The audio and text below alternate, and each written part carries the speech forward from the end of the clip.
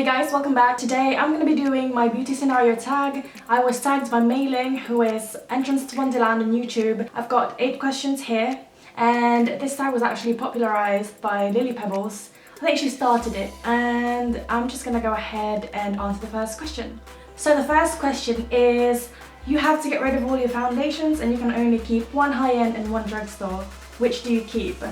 To me, I feel like this is such an easy question to answer because for day-to-day, I wear the Revlon Colour Stay and I am in the shade Golden Beige, and this would be obviously my drugstore one. I just feel like it's so much lighter on your face. You can wear it during summer or winter if you want. It's much more cheaper than the high-end one that I would keep, that is the Estee Lauder Double Wear, and I am in the shade Tawny. This one is not really a mattifying foundation for me. I feel like I get oilier quicker, but it's really cheap and I don't really mind touching up throughout the day with powder.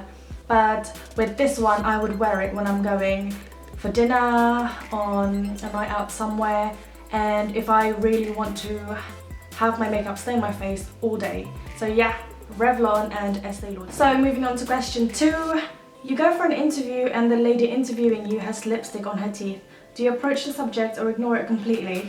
I mean, during the interview, would you really want to interrupt your interview and tell them that they have something on their teeth? I feel like I would wait, but inside I'd probably be dying to tell her. So I would finish the interview, and then when we're done, I think I would tell her, because I don't think anyone wants to walk around with lipstick on their teeth, because if you go home and you've got whatever on your teeth, really, I mean, that's just kind of weird. I wouldn't like that if no one told me.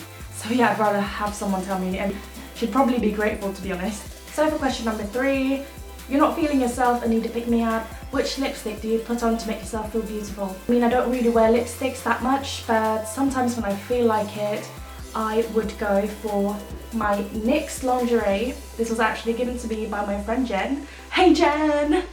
I think this is the second time that I've mentioned her and this liquid lipstick at the same time.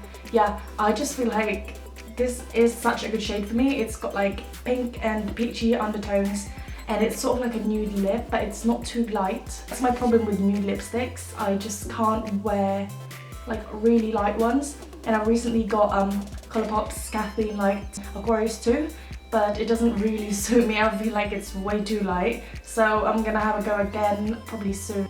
I'm still trying out liquid lipsticks, and I'm actually wearing Colourpop's Bumble right here because I saw Jenny wearing it.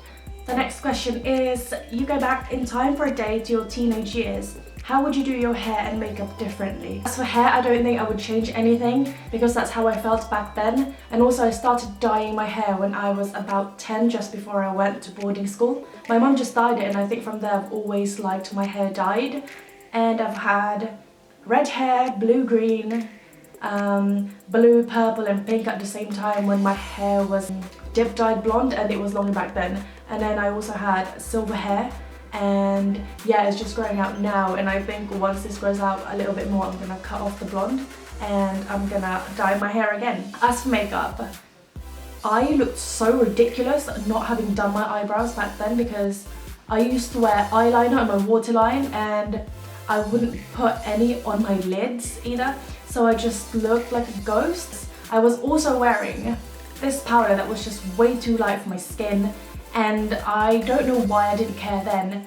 I mean, I was younger then, so I guess I was kind of naive. And I kept doing that, I think, until I was in year 10. And then I realised that I should really start getting my shade right. With eyeliner, I actually think that that was the only proper eye makeup that I used proper, because my mum didn't let me wear makeup and she didn't like it. And the school as well that I went to, they didn't really approve of much makeup, so I kind of like toned it down and kind of just tried to get away with my eyeliner. Question number 5. You ask your hairdresser for a shoulder-length Pixie Lott haircut, but they hear wrong and give you a pixie cut. Do you A, smile and say thank you, leave and call your mum hysterical, B, cry in the chair and things get awkward, or C, complain to the manager and demand a refund? I've never had a situation where my hair was done wrong. I just feel like smiling and saying thank you would just be really fake, and that wouldn't be me. and I'd probably say something, but the most likely that I would do is complain to the manager. But I feel like I'd also feel bad, so it's kind of like a tough situation. But at the same time, they did your hair so wrong, and especially if you live in London, it's so expensive. I think that crying in the chair and things get awkward is just a bit too childish. I mean, I know that it would kind of be really like upsetting for some people, but at the end of the day, it's just hair and it will grow back. So next time you ever get a haircut done wrong, don't worry, it's just hair, it's gonna grow back. Question number 6. Your friend surprises you with a 4-day city break and you have 1 hour to pack. Which do-it-all palette do you pack in your makeup bag?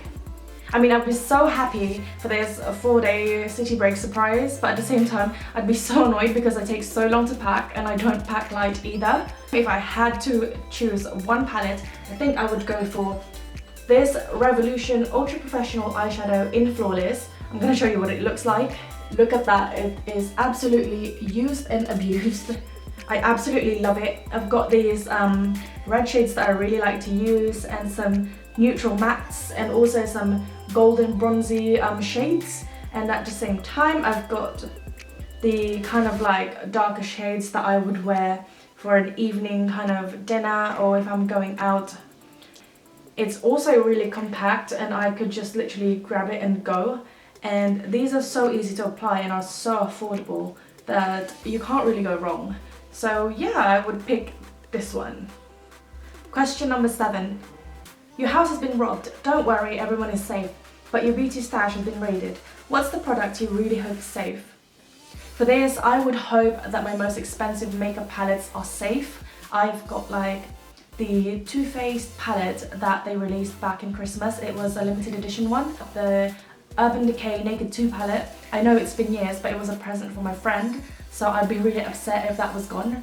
And one last thing, I would say that this Marc Jacobs Remarkable foundation, which is for my best friend Jen, I would really hope that's safe because I'm still trying it out. I really like it and it means something to me when someone gives me something, so I wouldn't like to lose that. And we're on to the final question.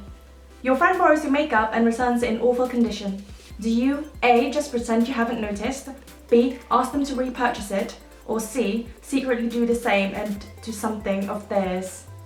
For this question, I feel like no matter who you are, if you're my friend or not, I would say something to that person because it's my makeup. I mean, I paid money for it. I'm not just gonna pretend that I haven't noticed because it's something that I like to use, and I probably lent it to you because you liked it and I like it too. It depends on the intent.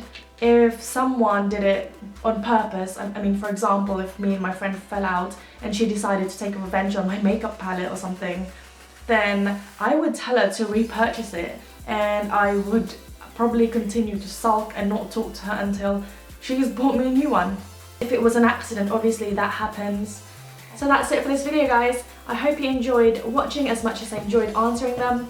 I didn't practice any of these questions, I just got the stuff out that I thought I needed to talk about. Thank you so much, Mayling, for tagging me, and now I would like to tag Jane Etche Clark. She's also new on YouTube. I will link her channel down below, and yeah, that's it. I'll see you in my next video, guys. Bye!